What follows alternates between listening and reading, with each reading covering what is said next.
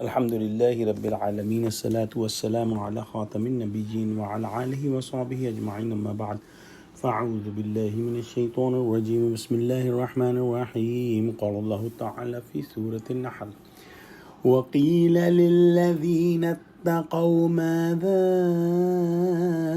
أنزل ربكم قالوا خيرا للذين أحسنوا في هذه الدنيا حسنة ولدار الآخرة خير ولنعم دار المتقین۔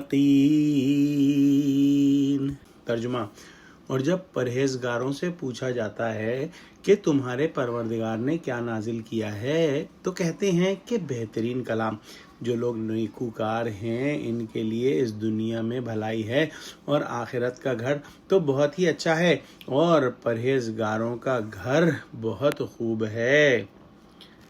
یعنی یہ مستکبرین کے مقابلے میں متقین یعنی پرہیزگاروں کا حال بیان فرمایا کہ جب ان سے قرآن کے متعلق دریافت کیا جاتا ہے کہ تمہارے رب نے کیا چیز اتاری ہے تو نہایت عقیدت اور ادب سے کہتے ہیں نیک بات جو سراپا خیر و برکت ہے۔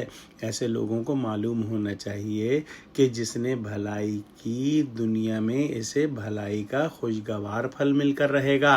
خدا کے یہاں کسی کی محنت ذرہ برابر نیکی ضائع نہیں کی جاتی۔ جب ان کو آخرت کی بھلائیاں ملیں گی تو ان کا تو پوچھنا ہی کیا، دنیاوی بھلائیاں جو ہے اس کے مقابلے میں کچھ حیثیت نہیں رکھتی۔ دنیا اور ما فیہا کی نعمتیں وہاں یعنی آخرت کی چھوٹی چھوٹی چیزوں کے مقابلے میں ہینچ ہیں۔ دعا کرتے ہیں کہ اللہ سبحانہ وتعالی ہم کو ان خوش نصیبوں میں شامل فرما دے۔ اللہ مسلمانوں کو متحد کر، مسلمانوں کی مدد کر، غزہ کے مسلمانوں کی مدد فرما، آمین۔ وآخر دعوانا عن الحمد للہ رب العالمین، والسلام علیکم ورحمۃ اللہ وبرکاتہ۔